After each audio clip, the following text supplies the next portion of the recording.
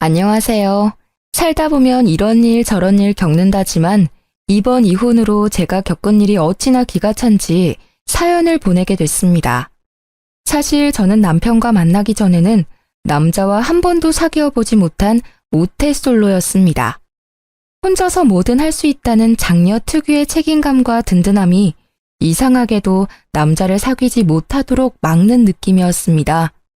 그러나 남편이 저희 회사에 입사하면서 저에게도 봄날이 찾아왔다고 생각했어요.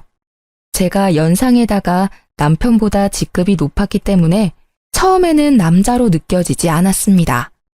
그렇지만 저에게 열정적인 남편과 끊임없이 구애하는 그 모습에 반해 결혼을 결심했어요. 연애 시에도 금전 부담은 제가 더 많이 했지만 제가 더 많이 벌고 있으니 괜찮다고 생각하기도 했고요. 지금 생각해보면 결혼을 준비할 때부터 위험한 요소는 많았습니다. 신혼집은 제가 가진 전셋집인데 예단 예물 모두 안 하기로 하고 들어간 거였거든요. 그런 불합리한 조건을 모두 허용할 만큼 저는 남편을 무척 좋아했습니다. 그렇지만 그만큼 사랑했는데 이혼을 하게 된 이유요? 딱 한 가지, 시모의 명품 사랑은 제가 이해하고 넘어갈 수준이 아니었거든요. 게다가 저를 ATM 취급하는 남편과 시모의 몰상식한 행동이 저를 한계로 내몰았어요. 그리고 그 시작은 저와 남편의 5번째 결혼 기념일이었습니다. 그날 아침에 별말 없던 남편이 문자로 연락이 왔습니다. 여보, 오늘 저녁에 백화점 들렸다 가자. 응? 갑자기 백화점은 왜? 왜긴 왜야. 맛있는 거나 먹고 쇼핑이나 하고 오자고. 좋아. 그렇지 않아도 오늘 맛있는 거 먹으러 갈 거라고 예상했어. 풀 메이크업 하고 오길 잘했네. 그치? 오늘 백화점 갈 걸 예상했어? 어쩐지 오늘 아침에 왜 그렇게 화려한 옷을 입나 했네. 다행이네. 메이크업이 쓸모없는 게 아니게 돼서. 오랜만에 외식을 하는 것이기도 하고 특별한 날이었기에 좋은 시간을 보내게 해줄 거라는 설레임을 안고 함께 퇴근해 백화점으로 향했습니다. 사실 아침에 아무 말 없어서 조금 시무룩한 상태였거든요. 설마 결혼기념일을 잊었을까? 서프라이즈가 있지 않을까 하는 생각들을 했으니까요. 이렇게 퇴근 시간 맞춰 외식 이야기를 해주니 그렇게 기분이 좋을 수 없더라고요. 그런데 차를 세우고 올라간 백화점 1층 에스컬레이터 앞에 시어머님께서 떡하니 서 계시더군요. 어머, 어머님, 여기는 어쩐 일로 오셨어요? 여기 왜 오긴, 우리 효자 아들이 불러서 왔지. 자기가 오늘 어머님 오시라고 했어?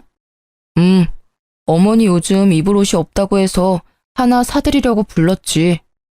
어머님 옷? 이것 때문에 자기한테 백화점 오자고 한 거야. 좋잖아. 옷 사드리고 여기서 식사하고 가면 딱 되겠네. 안 그래? 저는 어이가 없었지만 시모 앞이라 꾹 참았습니다. 저와의 결혼 기념일은 까맣게 잊고 있더군요. 남편은 기념일을 자주 잊어버리는 스타일이라 이번에도 그런 거라 생각하고 넘기려고 했어요. 그런데 어머님과 함께 고가의 브랜드점에서 옷을 고르더군요. 어차피 남편이 낼 거라 생각하고 가만히 보고만 있던 제 폰으로 문자가 도착했습니다. 무려 250만 원을 결제했다는 은행의 구매 확인 문자였어요. 저는 당장 이야기는 하지 못하고 꾹 참고 집에 도착하자마자 남편에게 따졌습니다. 당신 정신이 있어? 어머님한테 어떻게 그런 큰 금액의 옷을 사드릴 수가 있어? 그것도 우리 생활비 통장으로. 그 안에 있던 돈 우리 전세계약 연장 때 쓸 돈인 건 알고 있지? 전세계약 아직 시간 좀 남았잖아. 자기가 돈 잘 버는데 무슨 걱정이야? 금방 채워넣으면 되지. 그리고 당신 능력이면 가능하잖아. 걱정하지 마. 그래도 너무 큰 돈이야. 게다가 저번 달에 어버이날에도 용돈 많이 드렸잖아. 그 돈으로 옷 사시면 되는데 어째서 또 당신이 사드린 거야? 그럴 때 쓰라고 용돈 드린 거잖아. 용돈이랑 이번에 나간 옷 금액이면 벌써 돈 500이야. 그 돈은 다른 데 쓰신 모양이더라고. 어버이날 다음 주가 어머니 동창회였는데 들고 갈 만한 백이 없어서 그걸로 가방 하나 사신 것 같던데? 또 명품 가방이야? 올해 들어 벌써 2번째야. 구두, 화장품, 장신구. 매번 사치품이잖아. 어머님한테 그 돈이 전세 계약에 필요한 돈이라고 말씀드렸어? 그걸 왜 말해? 솔직히 당신 모아놓은 돈 좀 있잖아. 그걸로 전세 계약 연장 때 쓰면 되지. 내가 자기 월급을 빤히 아는데 설마 돈 없다고 하지는 않겠지? 그걸 자기가 다 뺏었으니까 그렇지. 그리고 내가 돈만 벌어다 주는 사람이야? 게다가 잘 벌고 잘 모으면 뭐해? 매번 이렇게 상의 없이 돈을 가져가는데 어떻게 돈을 모으냐고. 시어머니에게 용돈 겸 드리는 게 그렇게 아까워? 지금 돈 좀 많이 번다고 유세야? 우리 집이 당신네보다 못 산다고 지금 유난 떠는 거냐고. 시부모님이 어려우면 달라고 할 수도 있지. 꼭 그런 식으로 생색을 내야겠어? 생색이라니 누가 그랬다고 그래. 그런 말이 아니잖아. 우리는 지금 돈을 모아야 하는데 계속 돈을 빼서 시댁에 드리는 자기한테 좀 자중하라고 한 이야기야. 언제나 내가 모으고 당신이 가져가고 이런 식이면 밑 빠진 독에 물 붓는 거랑 뭐가 달라? 그게 생색이야. 돈 좀 잘 번다고 시댁 무시하고 남편 무시하고. 당신도 어차피 돈만 잘 버는 사람이잖아. 당신이 우리 식구들을 아래로 보고 있다는 거 다 알아. 시어머니한테 드리는 돈이 아깝다고 생각하는 것 자체가 우리 가족을 무시하는 거랑 다름없다고. 정말 그렇게 생각해? 지금 생활비의 절반 넘게 시댁으로 들어가. 내가 언제 친정에 돈 그만큼 준 적 있어? 내가 자기를 무시하는 게 아니라 자기가 날 무시하는 거지. 필요하면 친정에도 똑같이 돈 나눌까? 나눠. 대신 네 돈으로 돈 들여. 난 한 푼도 못 줘. 친정집에 들어가는 돈이 아까워서가 아니라 네가 하는 짓이 쪼잔하고 치사해서 안 줄 거야. 난 내 돈으로 효도하는 건 당연하다고 생각해. 그럼 너도 네 돈으로 효도해. 나는 앞으로 생활비는 내 카드로 쓸게. 대신 당신은 생활비 통장에 꼬박꼬박 생활비 넣어놔. 그리고 당신한테 준 내 명의로 된 카드도 없애버릴 거니까 알아서 해. 뭐? 갑자기 카드는 왜 없애? 당신이 변화하는 모습 보일 때까지는 안 만들어줄 거야. 앞으로 시댁에 돈 갖다 드리면 나중에 나도 똑같은 금액 친정 어머니께 드릴 거야. 물론 내 월급에서. 시댁에 드릴 돈은 이제부터 자기가 알아서 마련해. 카드를 없애겠다는 제 협박이 통했는지 자기 돈으로 효도하기는 싫었는지 시모께에 더 이상 돈을 쓰지 않더군요. 그러나 복병은 따로 있었습니다. 생신을 맞이한 시어머님의 생신 축하 자리에서 있었던 일입니다. 저는 그날 어머님이 좋아하시는 명품 스카프를 준비하고 코스 요리점까지 예약해 놓은 상태였습니다. 그러나 막상 시모께서는 명품 선물을 받으시고는 심드렁한 목소리로 말했습니다. 이번 생일에는 크루즈 여행을 가고 싶은데 가능하겠지? 네? 무슨 말씀이신지. 이번 생일 말이야. 우리 개원들이 크루즈 여행을 간다지 뭐니. 나만 빠질 수도 없잖아. 당신 또 그 소리야? 내가 안 된다고 했는데 왜 애들한테 그 얘기를 꺼내? 아니, 돈 잘 버는 며느리가 있는데 그 정도도 못한다 그러면 남들 욕해요. 게다가 나 혼자 가는 거라 돈도 얼마 안 드는데 왜 당신이 가라 마라 난리예요? 돈 1,000만 원이 얼마 안 들어? 그리고 가려면 당신 돈으로 가지 왜 애들한테 손을 벌려? 내가 무슨 돈이 있어요? 며느리가 뭐라고 했는지 아들놈도 용돈이라고는 한 푼도 안 주는데. 지금껏 며느리가 자기 손으로 돈 준 거 본 적 있어요? 내가 뭐라도 사달라고 해야 겨우 사줬다고요. 당신이 졸라서 받았으면 그걸로 된 거지. 시어머니가 돼가지고는 만날 때마다 돈. 당신은 대체 어른이 돼가지고 언제쯤 제정신 차릴 건데? 아우, 답답해. 예, 며느라가. 네가 대답해봐. 내가 요구하는 게 너무하다고 생각하니? 다른 사람들은 며느리 사위가 비용 부담한다는데 내가 그 친구들 틈에서 못 간다 그러면 너랑 네 남편은 뭐가 되니? 시모 여행 하나 안 보내준 나쁜 며느리 아들밖에 더 돼? 시부모님이 싸우시는 걸 보는 것도 곤혹스러웠지만 그렇다고 1,000만 원이라는 금액을 선뜻 드릴 수도 없는 노릇이었습니다. 어머님, 죄송한데 저희도 금액이 너무 커서 당장 마련할 수는 없을 것 같아요. 저는 최대한 간곡히 돌려 말했습니다. 남편은 아무 말 없이 밥만 먹고 있으니 누군가는 대답을 해야 했어요. 그래서 못 해주겠다는 거니? 늙는 것도 서러운데 며느리 눈치까지 봐가면서 살아야 해. 그리고 너 거짓말하는 거 아니다. 너희 전세 연장 계약 때문에 목돈 모아놨다며. 차라리 전세 빼서 우리 집 들어오고 모아놓은 돈으로 크루즈 보내주면 될 거 아냐. 저는 정신이 아득해졌습니다. 합가라니. 게다가 같은 지붕 아래 살면서 비싼 걸 사달라고 할 때마다 등살에 시달려야 할 제 미래가 보이기 시작했죠. 그러면 괜찮겠네. 전셋집 연장으로 마음고생 안 해도 되고 전세금도 생길 거 아냐? 남편은 그저 돈이 생긴다는 생각에 즐거워 불난 집에 부채질을 계속하고 있더군요. 남의 속도 모르고 짓거려대는 그 입을 어찌나 막아버리고 싶던지. 죄송한데 저는 전세를 뺄 생각이 없어요, 어머님. 가뜩이나 야근도 많은데 괜히 신경만 쓰이실 거고 무엇보다 직장이 너무 멀어요. 만약 이쪽으로 옮기면 직장을 그만두고 다른 곳으로 옮겨야 할지도 몰라요. 서운하다 얘. 이러니까 매번 네가 식구가 아니라 남처럼 보이는 거야. 시부모님 공경할 줄도 모르고 따박따박 말대꾸나 할 줄 알지. 죄송한데 어머님, 지금 착용하고 계신 옷, 가방, 구두, 귀걸이, 그리고 지금 손에 들고 계신 스카프까지 모두 제 월급에서 빠져나간 것들이에요. 딸 같은 며느리까지는 못 돼도 충분히 성의는 보였다고 생각하고 있어요. 여기서 크루즈까지 해드리면 올해 저희 생활에 타격이 커요. 네가 해줬다고 생색이니? 시어머니한테 이렇게 대놓고 이야기할 정도면 어지간히도 우리를 무시하는 거지. 넌 너희 엄마한테도 이런 식으로 말대꾸하고 사람 무안 주고 그래? 저희 어머니는 금전이나 물건을 요구하신 적이 없으세요. 그래서 제가 더 해드리고 싶은데도 못 해드리고 있고요. 그리고 말대꾸가 아니라 간곡히 말씀드리는 거예요. 저희는 정말로 크루즈 경비에 내드릴 돈이 없어요. 기가 막혀서 너 지금 나를 돈이나 요구하는 천박한 사람이라고 생각해? 됐어. 니네가 해준대도 내가 싫어. 앞으로 우리 집에 오지 마라. 너희한테 줄 생수도 아까우니까. 결국 화가 난 시모는 시부를 데리고 나가셨고 남겨진 저는 남편에게 한 소리를 들었습니다. 당신은 꼭 그런 식으로 말해야 돼? 좀 더 좋게 말할 수도 있잖아. 그냥 안 된다고만 하면 될걸.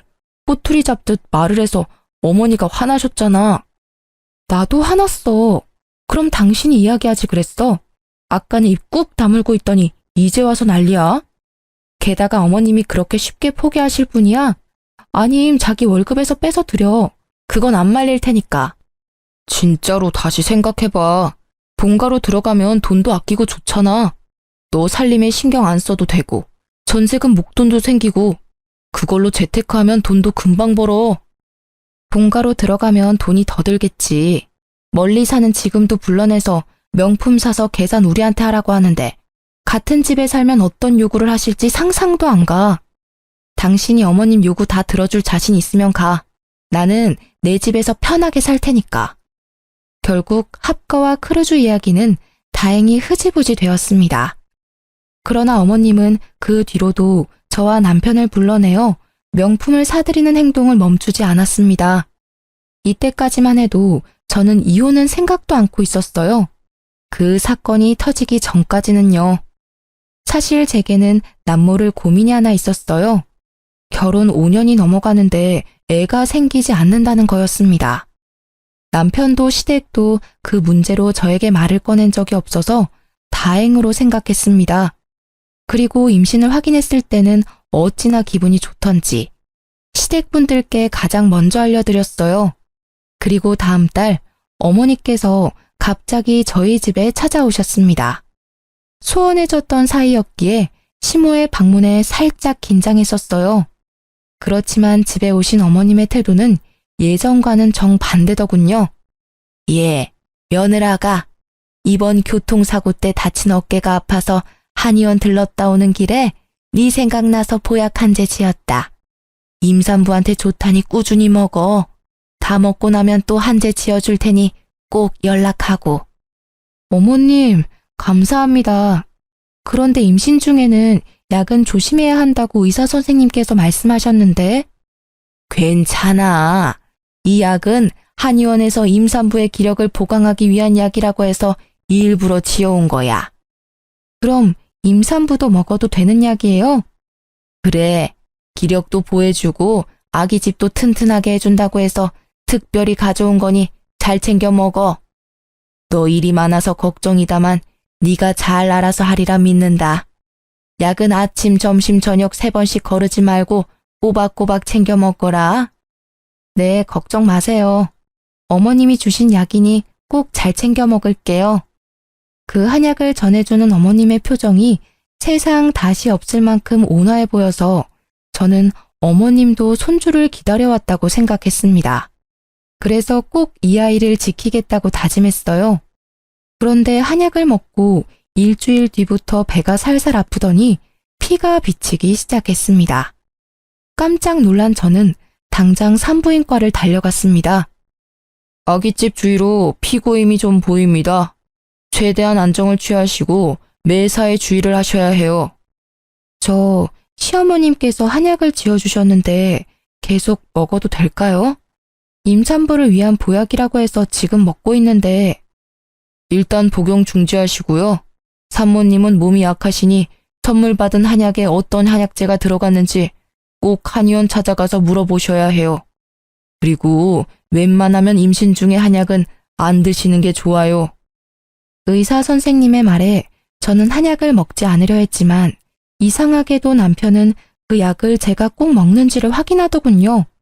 그래서 어쩔 수 없이 약을 먹을 것처럼 따놓고는 몰래 버린 후 빈 껍질을 보여주는 식으로 무마했습니다. 사실 그때는 미안한 마음이 더 컸으니까요. 그 이후 피가 비치는 일은 없었습니다. 다행이라고 생각하던 중 제 뒷목을 잡게 만드는 일이 벌어졌습니다. 오늘 왜 일찍 오라고 한 거야? 일도 바쁜데 그냥 직장에서 이야기해도 되잖아. 당신 내 퇴직금 중간 정산에 대해서 물어봤다며? 어? 아, 그거? 그냥 물어본 거야. 중간 정산 되는 건지 궁금해서. 아니지. 당신 그렇게 물어본 거 아니잖아. 총무팀에 있던 애가 나한테 알려줬어. 당신 배우자 대신 퇴직금 정산할 수 있는지 물어봤다면서? 나 몰래 내 퇴직금 빼려고 그랬어? 그게 어머니가 집 리모델링에 돈이 필요하다고 하잖아. 곧 있으면 동생 결혼하는데 집꼴이 말이 아니라고 난리를 치시는데 그럼 어떡해. 아들 된 도리로 좀 도와드려야지. 야, 너 그걸 말이라고 해? 시댁 싱크대 새로 갈아엎는다고 돈 가져간 게 1년도 안 됐어. 근데 무슨 리모델링? 게다가 어머님 댁 리모델링이면 당신 퇴직금으로 하면 되지. 왜 내 퇴직금으로 알아본 거야? 당신 퇴직금에 대해서는 묻지도 않았다던데. 당신 진짜 작작 좀 해라. 야, 너 지금 남편한테 야라고 했냐? 내가 어리고 돈 못 번다고 나한테 이제 막말하기로 마음먹은 거야? 그래. 서방님이 하늘 같은 마누라보다 돈 못 벌어서 이제는 대접도 안 해준다 이거지? 논점 흐리지 마. 내가 화나서 말이 막 나온 건 미안하다고 생각해. 그치만 당신이 지금 하는 일들이 상식적이라고 생각해?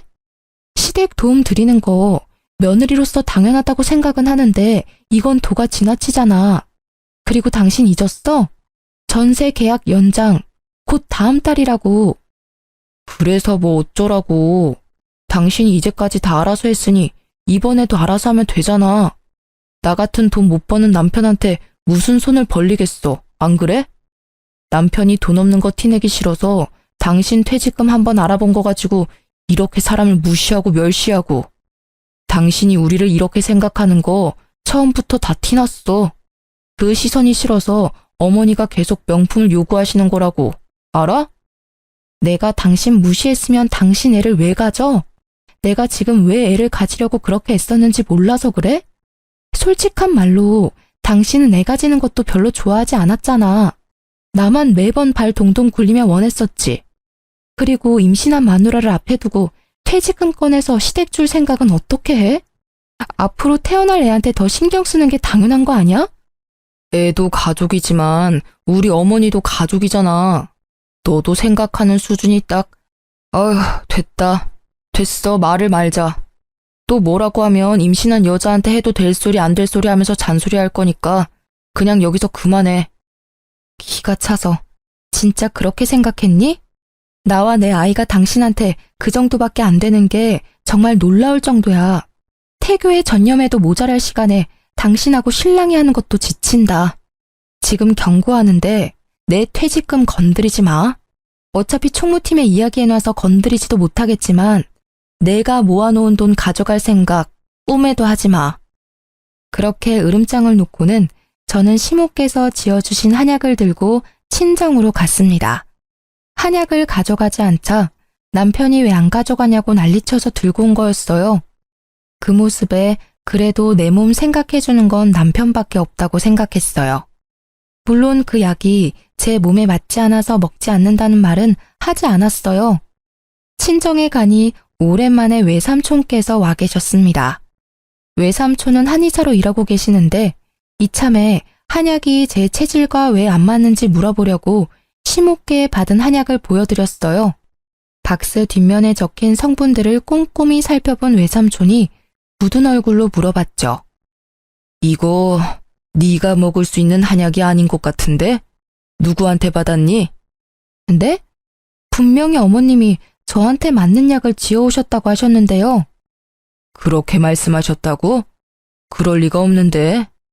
내가 지은 게 아니니 가타부타 말은 못하겠지만 혹시 모르니 꼭 이거 지어준 한의원 가서 물어보고 먹어. 한약이든 양약이든 잘못 먹으면 큰일 나. 임산부가 입에 대는 건 뭐든 조심해서 나쁠 거 없으니까.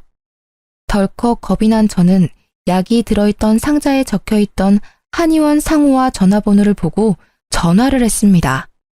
직접 와야 한다는 이야기에 저는 한약을 들고 한의원으로 갔습니다. 선생님, 저기 이 한약 성분을 알아보려고 왔는데요. 저희 한의원 한약이 맞네요. 혹시 언제 오셨나요? 제가 지은 게 아니라 저희 어머니께서 지어서 저 먹으라고 주셨어요. 어떤 성분인지만 알면 되는데.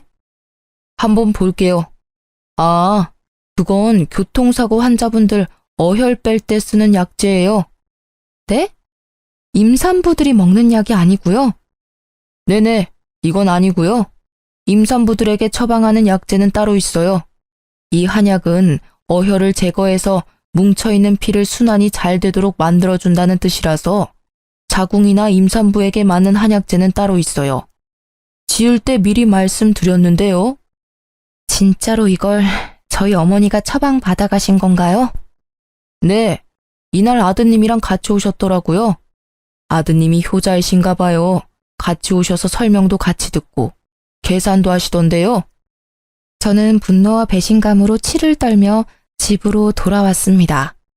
제 몸 상태에 전혀 맞지 않는 한약을 주신 시모와 그에 동조했을 남편. 저는 이해가 되지 않는 마음에 남편에게 물어보기로 했습니다.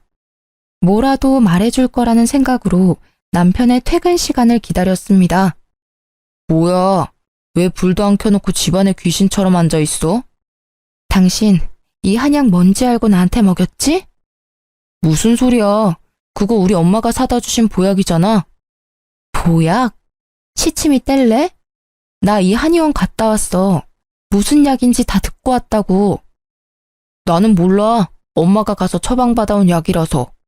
그래서 무슨 약인데? 당신은 몰라? 말이 되는 소리를 해. 한의원에서 당신이 어머님이랑 같이 와서 설명 다 듣고 계산까지 해주고 갔다고 친절히 알려주던데. 그래도 모른다? 대단하네. 어떻게 그런 말도 안 되는 짓을 저질러? 아니, 나는 진짜로 말렸어. 그런데 엄마가 그래도 따지고 보면 다 당신 좋으라고 한 일이야. 봐, 당신이 임신, 출산, 육아휴직이라도 들어가면 경력도 단절될 수도 있고 또 육아휴직 후에 복귀도 못할 수 있잖아. 그런 걱정하는 마음에 어머니가 그렇게 하자고 한 거야. 그게 어떻게 나를 위한 거야. 말이 되는 소리를 좀 해. 이해가 하나도 안 돼. 내가 못 벌면 당신이 벌면 되잖아. 우리 아이야. 어렵게 가진 아이라고. 그런데 그런 아이를 이렇게 쉽게... 정상이니? 나는 당신만큼 돈 많이 못 벌잖아. 게다가 직급도 당신보다 낮고. 여러모로 나보다는 자기가 일을 해야 생활이 돌아가니까 그래서 그런 거지. 정말로 다른 의도 같은 건 없어. 맹세할 수 있어. 다른 의도? 다른 의도라는 건 빨대 꽂을 사람 없어지는 걸 걱정하는 마음이라는 거겠지? 그런 식으로 말한 건 아니잖아. 막말로 육아가 얼마나 힘들어. 게다가 살림하면서 일하고 육아를 병행하는 게 얼마나 힘든지 여러 사람들한테 들어서 알잖아. 어떻게 당신한테 그런 일을 시켜? 그걸 나한테 다 시킬 생각이었어? 소름 돋는다, 진짜. 적어도 나한테 일을 시키고 싶으면 당신이 육아와 살림을 도맡아 한다고 그러지 그랬어. 그런 생각은 왜 못하는 거야?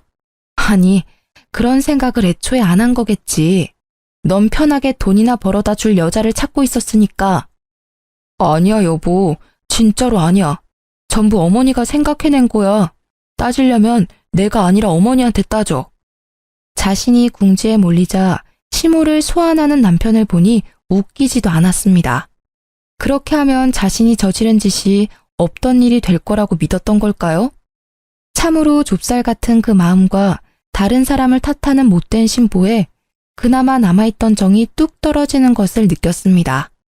진심으로 눈앞의 남자가 하찮다는 생각이 들었습니다. 이런 남자와 결혼까지 한 내가 잠깐 정신이 나갔었나 하는 생각까지 들 정도였으니까요. 다 필요 없고 지금 당장 어머님 불러내서 밖에서 밥 먹으러 가. 갑자기 왜? 하라면 해.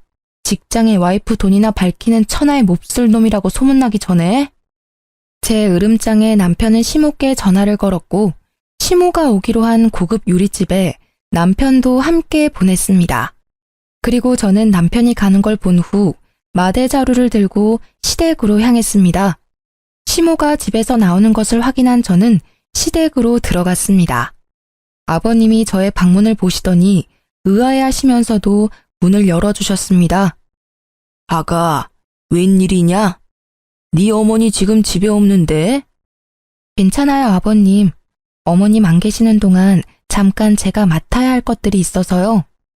그렇게 말하고 저는 제 카드로 어머님께 사다 드린 명품들을 모두 마대자루에 넣었습니다.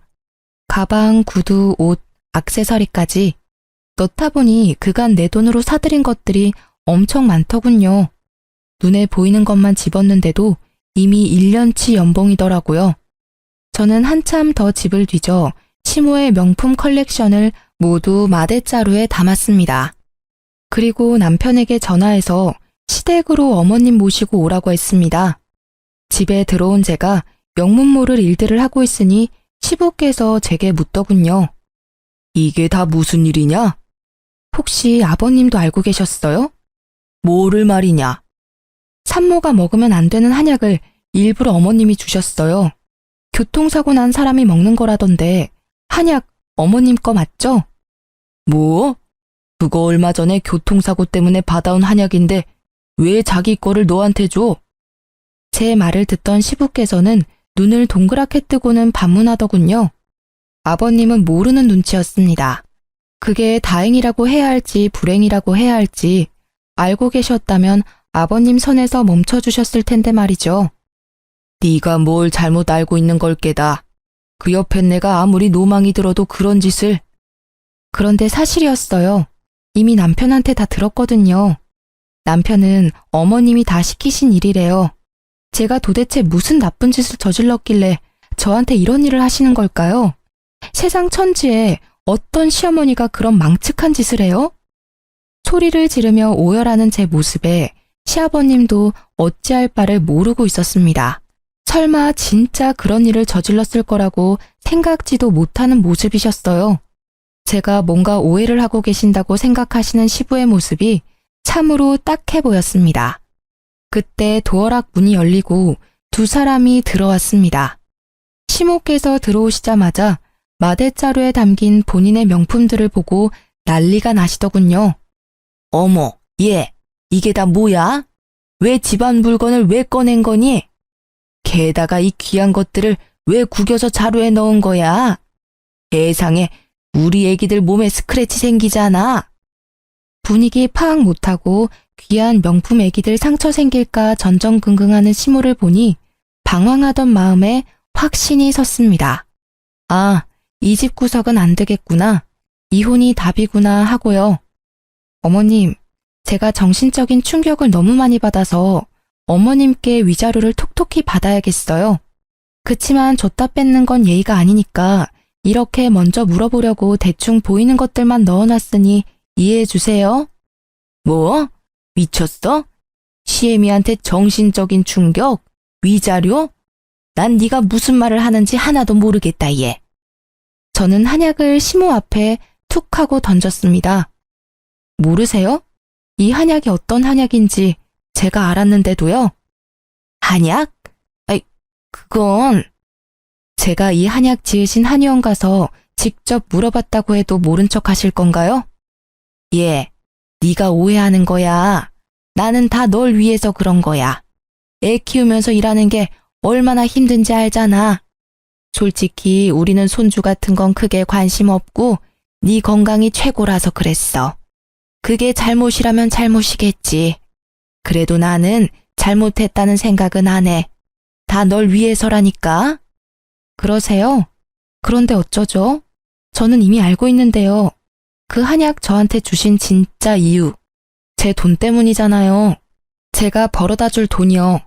어머님이 그토록 사랑하는 명품 사줄 제 돈 말이에요. 그것 때문에 이런 짓을 저지른 거잖아요, 둘이서. 누가 그런 말을 해? 절대로 아니야. 나는 그런 적 없다. 그것보다 날 못된 심으로 몰아가려는 네 행동이 더 나쁘다고 생각하지 않니?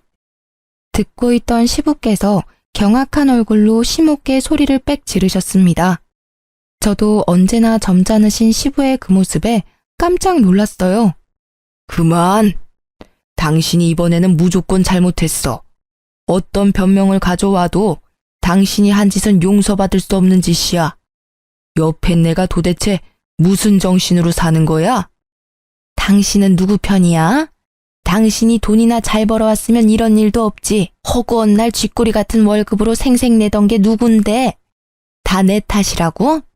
당신 대신에 잘난 아들 덕 좀 보려는데 뭐가 잘못됐다고 이 난리들이야? 여태껏 그리 생각했어? 아휴, 내가 말을 말지. 내가 지난 40년 동안 이런 여자를 마누라라고 끼고 살았다니. 헛살았네, 헛살았어. 내가 당신한테 해주고 싶은 말이야. 나야말로 더 잘난 남자 만나서 호강할 수 있었는데 당신 만나서 쪽박 찬 거잖아. 결국 시부모님께서 한바탕 하시고 시부께서는 자리를 벗어나셨습니다. 이 명품들을 중고로 팔아 제게 뜯어낸 돈이라도 돌려받을 생각이었습니다만 상상 이상으로 어머님의 명품 사랑이 대단하시더군요. 어머님, 이 명품들은 제가 다 가져가도 되죠? 임신한 며느리 선물로 이 명품들 주신다면 이번에 불미스러운 일은 없었던 일로 해드릴게요. 괜찮죠? 그게 무슨 소리야? 그거랑 이거는 다르지. 그건 이미 내 거야. 그리고 임신한 며느리 선물로 누가 명품을 줘?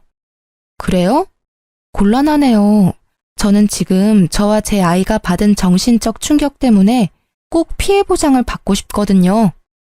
저는 마대자루를 움켜쥐고 남편에게 말했습니다. 그럼 당신이 돈 내놔. 내 돈으로 어머님께 사드린 이 명품들 몽땅 합친 금액으로. 그러면 이 명품은 어머니께 돌려드릴게.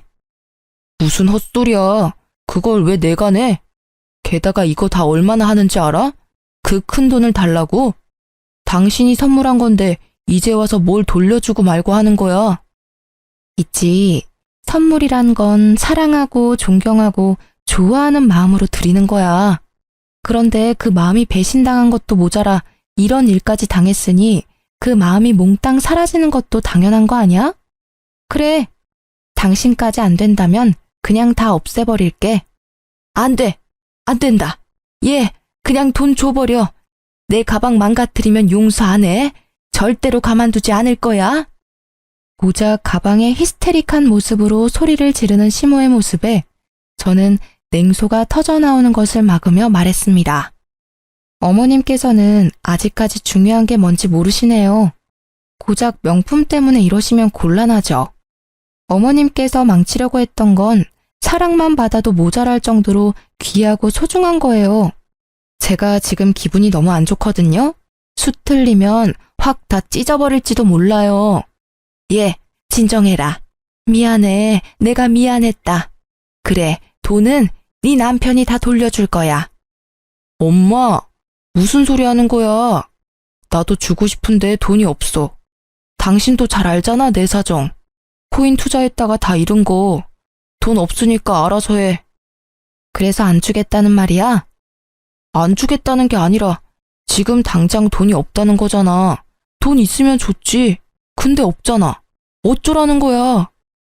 아, 그러면 돈이 있으면 나한테 돈을 주겠다는 거야?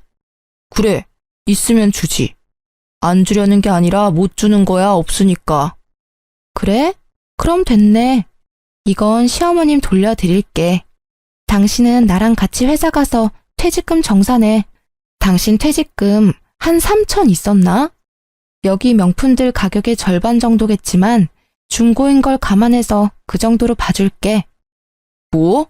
그건 절대로 안 돼. 퇴직금을 가져가다니. 그거 내 전 재산이야.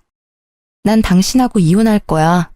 당신과 이혼 소송을 하면 누구한테 더 유리할지 알고 있어? 나야. 당신은 유책 배우자니까. 나는 당신이 합의 안 해줘도 상관없어. 당신이 그 퇴직금 안 주면 이혼 소송으로 당신 재산 다 가져오면 되니까. 그때는 3천만 원 정도로 끝낼 생각 꿈에도 하지 마. 남편은 결국 3천만 원의 퇴직금을 중간 정산해서 저에게 주었고, 저는 남편을 당장 집에서 쫓아보냈습니다. 전셋집도 내가 마련했고, 이 집안에 있는 모든 게 내 돈으로 산 거니까 자기는 자기 물건 챙겨서 당신 집으로 가. 그리고 얌전히 이혼 서류나 기다리고 있어. 열쇠며 도어락이며 싹 다 바꾸고 경비실에 남편과 이혼했고 이 집에 안 사니 외부인 절대 들이지 말라고 신신당부까지 했습니다. 이혼 서류를 받은 남편은 여전히 제가 벌어들일 돈과 재산에 미련이 남았는지 저에게 연락을 해오더군요. 여보, 냉정하게 생각해봐. 애를 낳았는데 아빠가 없으면 애가 얼마나 힘들겠어. 남자애면 아빠가 있어야 하고 여자애면 더더욱 아빠가 있어야 하잖아. 애들한테 아빠의 존재를 빼앗는 게 얼마나 나쁜 일인지 알고 있어? 그렇게 애 생각하는 남자가 그런 대담한 생각을 했어? 그래, 애가 태어나서 친아빠라는 놈이 돈 때문에 엄마에게 어떤 짓을 했는지 말해주면 애가 엄청 좋아하겠다, 그치? 어디서 약을 팔아? 그런 말에 속아 넘어갈 줄 알았어? 내가 하도 당한 게 많아서 당신 말이라면 믿고 싶지도 않아. 그러니까 2번 다시 이런 시덥잖은 이야기로 연락하지 마, 소름 끼치니까. 그 뒤로 전 남편의 연락은 없었습니다. 이혼 후 저는 바쁜 날을 보냈습니다. 혼자서 임신과 출산을 준비하는 것이 보통 일이 아니었지만 친정 식구들이 있어 다행히 잘 해결할 수 있었죠. 아기가 태어나고 첫 돌에 친정어머니가 수고했다며 아기 금부치 사준다며 백화점에 저를 데리고 갔어요. 전 남편이 자주 가던 백화점이라 가고 싶지 않았는데 그 나쁜 예감이 딱 들어맞았는지 하필 가방 매장 앞에서 시모를 만나게 됐습니다. 어머, 안녕하세요. 잘 지내셨어요? 그래. 애가 많이 컸구나. 네. 아빠가 없어도 무럭무럭 잘 커줘서 고마울 뿐이죠. 혹시 가방 사러 오셨어요? 예전에도 이 브랜드 좋아하셨잖아요. 뭐, 그렇지. 그냥 보러 온 거야.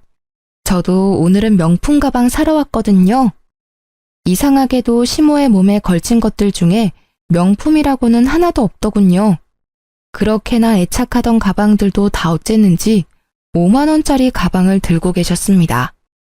저는 멀뚱멀뚱 서 있는 시모를 무시하고 매장 안으로 들어갔습니다. 엄마, 애 봐주느라 고생하는데 내가 가방 사줄게. 예쁜 걸로 골라봐. 얘, 무슨 가방을 사준다고 그래? 아니야, 나는 그런 거 없어도 괜찮아. 내가 사주고 싶어서 그래. 딸 벌어둔 돈도 많은데 이럴 때 안 쓰면 언제 써? 자, 이거 어때? 비싸서 그런지 엄청 예쁘다. 너무 비싸. 나는 작은 거면 돼. 네가 번 돈으로 왜 내가 호강을 해? 예쁜 손주 안겨준 것만으로도 엄마는 고맙지. 아니야. 내가 엄마한테 느끼는 고마움의 정도는 이 제일 비싼 가방으로도 모자랄 정도거든. 자, 내가 사줄게. 걸쳐봐. 진짜 잘 어울린다. 친정어머니의 만류에도 결국 제일 비싼 가방을 사는 절 보고 있는 시모 눈빛이 어찌나 애처로운지 웃음이 다 나더군요. 왜 구경만 하고 있으세요? 하나 구매하세요. 신상이라 예쁘게 잘 빠졌네요. 멀뚱히 저희만 바라보는 시모를 보며 저는 일부러 약 올리듯 말했습니다. 그리고 나오는 길에 주얼리 샵이 있길래 그곳도 들렀습니다. 애기 돌이라서 금목걸이랑 금팔찌를 해주고 싶어서요. 합쳐서 10돈 정도로 해서 찾아봐 주세요. 엄마, 무슨 10돈이나 해. 돈도 없으면서. 그냥 금반지 하나면 된다니까. 젖손주야. 얼마나 예쁜데 엄마가 그것도 못 해주겠어? 아, 저기 나왔다. 우리 손주 한번 걸쳐볼까요? 그렇게 친정어머니는 애기 몸에 팔찌며 목걸이, 반지까지 걸치게 하고는 예쁘다 하고 칭찬해줬습니다.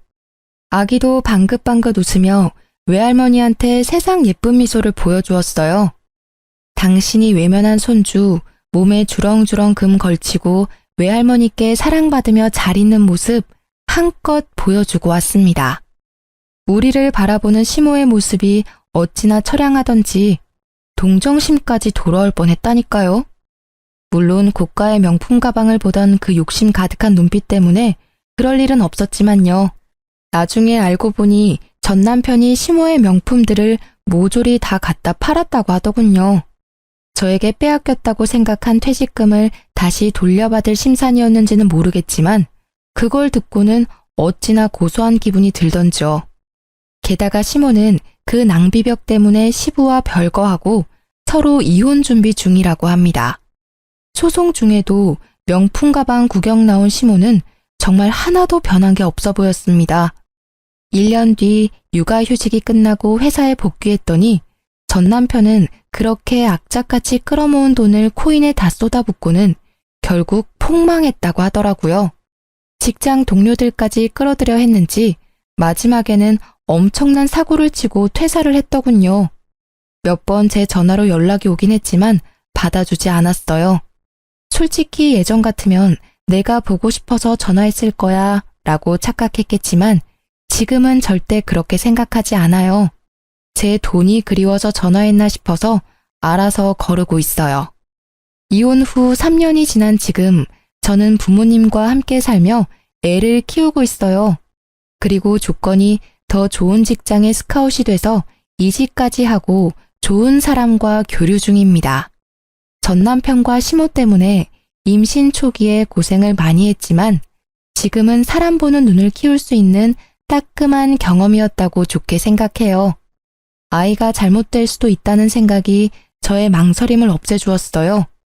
뱃속의 아이를 위해서라도 열심히 살아야 한다고 생각해요. 엄마가 보는 눈이 없어 아이를 아빠 없이 키우게 됐으니 모자람 없이 키워주는 것이 제가 해야 할 일이겠죠. 나쁜 일들이 있었지만 그래도 저는 앞으로 잘 나아가고 있어요. 살면서 끊는 일이 이어나가는 일보다 더 중요할 때도 있다는 걸 깨달았어요. 제가 그랬듯 망설이는 모든 분들에게도 제 사연이 좋은 참고가 되었으면 해요. 마지막으로 제 사연에 귀 기울여 주셔서 감사합니다.